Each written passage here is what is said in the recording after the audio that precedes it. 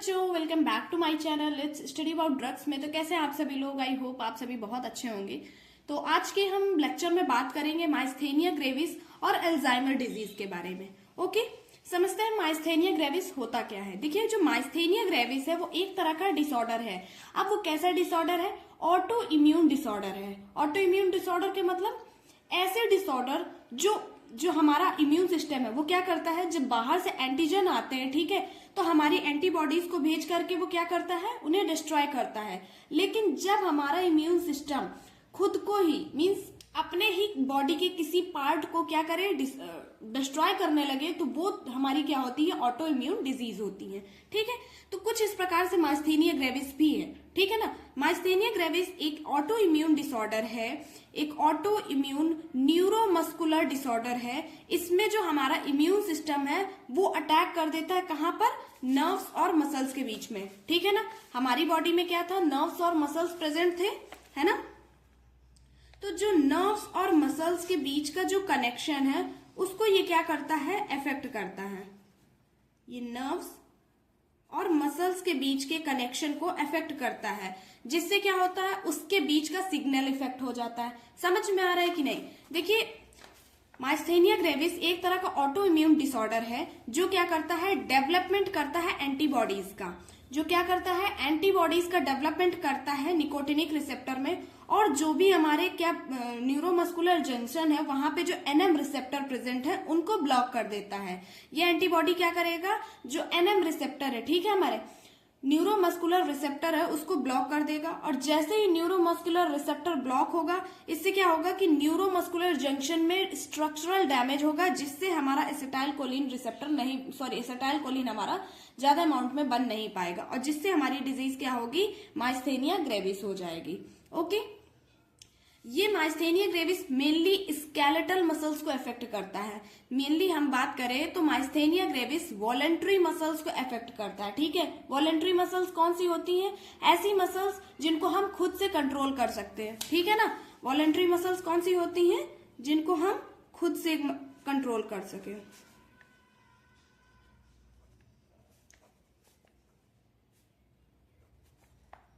हम खुद इनको कंट्रोल कर सके। जैसे हमारी इनवॉलेंट्री मसल्स कौन सी होती है, जैसे कार्डियक मसल्स वगैरह, इनको क्या है, हम खुद से कंट्रोल कर सकते हैं? नहीं कर सकते। इस वजह से वो इनवॉलेंट्री मसल्स है। वॉलेंट्री मसल्स क्या होती है, जिनको हम खुद से कंट्रोल कर सके, जैसे कि स्केलेटल मसल। ठीक है, स्केलेटल मसल क्या है, वॉलेंट्री मसल का एक एग्जाम्पल है। तो ये मेनली क्या करती हैं, स्केलेटल मसल को अफेक्ट करती हैं, जिससे हमारे मसल्स में वीकनेस देखने को मिलती है, हमें फटीग देखने को मिलता है। ओके, देखिए, अल्जाइमर डिजीज हो या फिर माइस्थेनिया ग्रेविस हो, दोनों ही डिजीज हमें तभी देखने को मिलती है जब एसिटाइलकोलिन का कमी हो हमारे बॉडी में। ठीक है ना। लैक ऑफ एसिटाइलकोलिन, देखिए यहाँ पे लिखा हुआ है डेफिशिएंसी, लो एसीएच लेवल, माइस्थेनिया ग्रेविस और अल्जाइमर डिसीज। लेकिन अगर एक्सेसिव अमाउंट में एसीएच हमारी बॉडी में हो रहा है तो वो कोलिनर्जिक क्राइसिस हो जाएगी। ठीक है ना। ये समझ में आया? इससे ये समझ में आ रहा है माइस्थेनिया ग्रेविस और अल्जाइमर डिजीज में मेनली क्या कमी है, एसीएच, एसिटाइलकोलिन की कमी है। तो हमें बेसिक इसी चीज को पूरा करना होगा, है ना। अब देखिए, यहाँ पे एक डायग्राम के थ्रू समझते हैं। देखिए, ये क्या है, नॉर्मल हमारी न्यूरॉन है, ये हमारी क्या है, न्यूरॉन है। यहाँ पे एसीएच प्रेजेंट है। ठीक है, ये क्या है, न्यूरॉन में हमारा एसीएच प्रेजेंट है यहाँ पे। अब ये रिलीज हो रहा है तो इसका कुछ पार्ट हमारे प्री साइनेप्टिक रिसेप्टर में जाकर के बाइंड हो रहा है, और कुछ पार्ट जाकर के पोस्ट साइनेप्टिक रिसेप्टर में हमारा बाइंड हो रहा है। ये क्या है, हमारा एसिटाइलकोलिन ही है। ठीक है, यही रिलीज हुआ है यहाँ से। अब ये क्या है, ये हमारे निकोटिनिक रिसेप्टर है। न्यूरोमस्कुलर जंक्शन की बात हो रही है, वहां पे क्या प्रेजेंट है, निकोटिनिक रिसेप्टर हमारे प्रेजेंट है। ये जो एसीएच हमारा ये गिरते हुए आया, रिलीज हुआ, ये क्या होगा, यहाँ पर ये दोनों हमारे निकोटिनिक रिसेप्टर में जाकर के बाइंड हो जाएगा। तो इससे हमारा क्या होगा, मसल्स में कॉन्ट्रैक्शन देखने को मिलेगा। ठीक है, मसल्स में क्या देखने को मिलेगा, कॉन्ट्रैक्शन देखने को मिलेगा। मींस प्रॉपर हमारा न्यूरोमस्कुलर जंक्शन में काम हो रहा है। ओके, लेकिन माइस्थेनिया ग्रेविस के केस में क्या होता है कि ये हमारा जो एसीएच हमारा है वो जो रिलीज हो रहा है, ठीक है, ये जाकर के निकोटिनिक रिसेप्टर में बाइंड होना चाहेगा। यहाँ तो बाइंड हो गया, यहाँ पे क्या हो गया, जो भी हमारी एंटीबॉडीज हमारी देखने को मिल रही है ना कि एंटीबॉडीज का डेवलपमेंट हो रहा है, तो यहाँ पे क्या है, एंटीबॉडीज का डेवलपमेंट हो रहा है, तो वो निकोटिनिक रिसेप्टर से हमारी एंटीबॉडी जाकर के बाइंड हो जाएगी, और जब ये बाइंड हो जाएगी तो अब एसिटाइल कोलिन को यहाँ पे बाइंड होने की जगह ही नहीं है, ठीक है ना। तो इससे क्या हो जाएगा कि ये जब बाइंड नहीं होगा अपने रिसेप्टर के साथ, तो ये हमारे ACH लेवल को कम कर देगा, मीन्स अपना काम ही नहीं कर पाएगा, ठीक है ना। तो ये हमारे यहाँ पे क्या है, एंटीबॉडी बाइंड हो गया, जिससे ACH हमारा बाइंड हो नहीं पा रहा है और अपना वर्क शो नहीं कर पा रहा है। इससे क्या हो जाएगा, इम्पेयरमेंट इन मसल कॉन्ट्रैक्शन, ठीक है, या फिर मसल्स में इम्पेयरमेंट मीन्स मसल्स का कॉन्ट्रैक्शन प्रॉपर नहीं हो पाएगा और हमारा प्रॉपर वर्क नहीं हो पाएगा। ये चीज समझ में आ गई आपको। यहाँ पे बेसिकली क्या हो रहा है कि निकोटिनिक रिसेप्टर से हमारा क्या हो रहा है, एसिटाइल कोलिन बाइंड ना होकर के एंटीबॉडी बाइंड हो जा रहा है, निकोटिनिक रिसेप्टर एंटीबॉडी बाइंड हुआ जा रहा है, जिससे हमारे क्या देखने को मिल रहा है, लो ACH लेवल, मीन्स हमारी बॉडी में ACH बन ही नहीं रहा है, प्रॉपर अपना काम ही नहीं कर पा रहा है। ओके, इसके रिजल्ट मींस इसके सिम्टम्स हमें क्या क्या देखने को मिलेंगे, मसल वीकनेस, फैटिक, ब्लरी विजन और ट्रबल वॉकिंग। मेनली क्या हो रहा है, स्केलेटल मसल्स में प्रॉब्लम आ रही है ना, तो यहाँ पे हमारे मसल्स में वीकनेस देखने को मिलेगी, मींस अगर हम रेपिटेटिव वे में हम उसी तरह काम करेंगे बार बार, तो मसल्स में वीकनेस देखने को मिलेगी, थकान देखने को मिलेगी। सबसे जो इम्पोर्टेंट और मेन इसका सिम्टम्स है वो है ब्लरी विजन, ठीक है ना। तो ये हो गया। ट्रबल वॉकिंग, चलने फिरने में दिक्कत होगी क्योंकि प्रॉपर काम कर नहीं रहा है शरीर। ओके, तो ये हो गए हमारे कुछ सिम्टम्स। मसल इन्वॉल्व फर्स्ट, देखिए इसमें सबसे पहले कहाँ पे, ये जो माइस्थेनिया ग्रेविस जब होता है, डिसऑर्डर हमारे बॉडी में स्टार्ट होता है, तो सबसे पहले किस मसल्स को इफेक्ट करता है, सबसे पहले इन्वॉल्व होती है हमारी आईलिड, ठीक है। तभी हमने बताया कि ब्लरी विजन जो है सबसे इंपॉर्टेंट सिम्टम है, क्योंकि सबसे पहले हमारी माइस्थेनिया ग्रेविस होने के बाद यही मसल हमारी क्या होती है, सबसे पहले इन्वॉल्व होती है, सबसे पहले इफेक्ट करती है। तो आईलिड, देन इसके बाद external ocular, facial and pharyngeal muscles, ठीक है, ऊपर से नीचे की तरफ जा रहे हैं। देन इसके बाद लिम्ब और रेस्पिरेटरी मसल्स भी अफेक्ट हो जाती हैं, ठीक है ना। अब हम इसके मैनेजमेंट और ट्रीटमेंट की बात करते हैं। अगर हम इसके डायग्नोस्टिक टेस्ट की बात करें तो हम 2 टेस्ट परफॉर्म करते हैं, एक तो एमेलियोरेटिव टेस्ट, दूसरा हमारा प्रोवोकेटिव टेस्ट। मेनली जो हमारा एमेलियोरेटिव टेस्ट है वो ज्यादा इंपॉर्टेंट है, हम उसी से मेनली चेक करते हैं। मैनेजमेंट और ट्रीटमेंट की अगर बात करें तो सबसे पहले हमें क्या करना है, ACH की कमी हो रही है तो हम चाहते हैं कि हम कोलिनर्जिक ड्रग दे दें कुछ, है ना, जो ACH को क्या करे, बढ़ा दे। तो हम सबसे पहले फर्स्ट लाइन ड्रग कौन सी होती है, नियोस्टिग्मिन एंड इट्स कोजेनर्स। कोजेनर्स क्या होते हैं, जो सेम अलाइक उसी की तरह ड्रग हो, ठीक है ना।